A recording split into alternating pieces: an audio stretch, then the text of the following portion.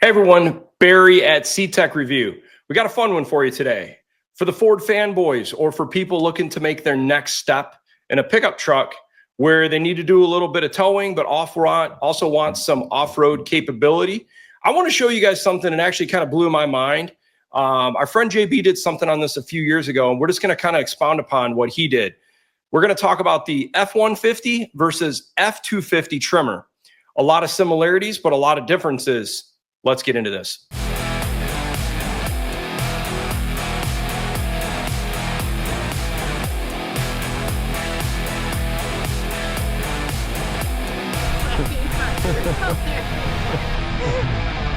Okay, so you're maybe or maybe not familiar with the F-150 Tremor or the Superduty Tremor. Actually, the Superduty Tremor came out first back in 2020. And it's been honestly a pretty successful truck. It comes from the factory with 35-inch tires, a little bit taller suspension, unique running boards, unique upgraded shocks. It's not as off-road capable as, say, a Power Wagon, but it also comes with a lot more truck capability, like increased payload and tow capacity that's not available in a Power Wagon. But new to the scene in, I think, 2022 or 2023 was the F-150 Tremor.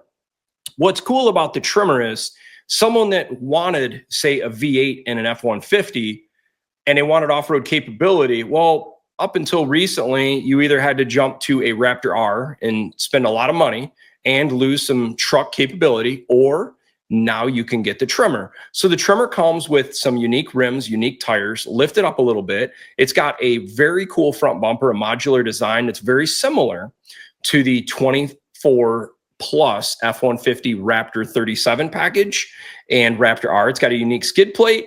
It's got some other neat features, like you can get a Torsen front differential, which is a big deal because this is the only F-150 you can get for 2025 and 2024 with a Torsen front differential. The Raptor got away from that in 2023, so that's kind of cool. But this comes in two engine options, 5.0 and the 3.5 EcoBoost. For today's comparison, we're specifically comparing V8 F-150 Tremor gas versus V8 F-250 Tremor gas, so 5.0 versus 7.3, because we want to kind of see what is that person that wants that off-road V8 truck, what does the price come in at? So first, we're just going to kind of cut to the high trim level Tremor. A high trim level Tremor, the 402A F-150 XLT, it comes with a lot of upgrades. It comes with heated and cooled front seats, heads-up display. It's got LED tail lamps, the Torsen, I'll get corrected, Torsen center differential or front differential, which if you're not familiar with that, basically what it is, imagine your front differential. If it's an open differential, your power will be evenly split until the power goes to the area of least resistance. So say you're off-roading and one of the tires is up in the air, the tire that has no traction would just spin and the other tire would sit there with traction and not spin. The Torsen differential is almost like between a limited slip and a locking differential. Anyhow, this is part of the 402A package. For today's comparison, we don't want to really dive into the details of all the equipment groups, but we're basically trying to compare the F-150 Tremor versus the F-250 Tremor in equal interior technology capability. And in this case, we're going with the 402A because once we add these options, here's, by the way, here's the interior. Here's kind of what it looks like. You're going to see a lot of similarities to the F-250 Tremor, similar kind of gauge dash layout. Got the 5.0 for a grand total of $78,515. Okay, so now you think about it. Before we go to this next step, you'd say, well, man, an F-250 Tremor, it's got to be $10,000, $20,000 more. $80,015. Okay, you might say, well, what trim package? So I wanted to compare equal to equal as much as I could. So the gas 7.3, not the 6.8, because you can't get a Tremor in the 6.8. I selected the Lariat Ultimate package. I went with the Lariat Ultimate package and the Black Appearance package because I wanted to compare painted bumpers, painted grille. Very similar if you notice. Let me see, I'll kind of show you options here. So we got very similar as far as coloring. The Tremor Ultimate package gets you the heads-up display. I didn't select any other options here. This is just standard for the Ultimate. If we look at the interior, you can kind of see they're very, very similar. One thing that's really cool about the F-150 Tremor is it does get some unique badging. It says Tremor in the piping and the seating, but otherwise it's very, very similar. Now the F-250 gets a column shifter, whereas the F-150 gets the center console shifter. But if we look at the dash configuration, these trucks are literally almost identical. There's not much difference. Now you do get a little bit more bolstering in the steering wheel there on the 150. The 250 actually is fairly similar. It's just the piping, the stitching is different. But I think what's interesting about this is when we compare that the 7.3 gas V8, 430 horsepower, 485 pound-feet of torque, versus the legendary Coyote V8, 400 horsepower, 410 pound-feet of torque. So you can go from a 5.0 with 400 horse, 410 torque, to a 7.3 with 430 horsepower, 485 pound-feet of torque for $1,500 more. So for $1,500 more, what do you give up and what do you get? Well, the big thing right off the bat when you jump from a 150 to a 250 is your tow rating. So if you look at a 5-liter Coyote Tremor, you got a 12,900 pound tow rating. We jump to the 250, it jumps to 18,200. So you're picking up 5,300 pounds of tow rating. Okay, but there's more to the story. If we go with the 150, you're typically going to be about 1,600 pounds of payload, whereas the 250, we're going to be near 3,000 pounds. You almost double your payload capacity. And once you start getting above 9,000 pounds of tow rating, the tow rating at that point is almost mute because you really come to the payload being maxed out. So imagine you're a family of 4 and you have a dog and you're going to put firewood in the back of the truck or maybe some 4-wheelers or fishing equipment, hunting equipment, chainsaws, whatever. Then you connect that 9,000 pound trailer to the back of that truck. You're going to easily be at 1,600 to 2,000 pounds of payload easily. You're going to max out a 150 Tremor and you haven't even done more than 9,000 pounds towing.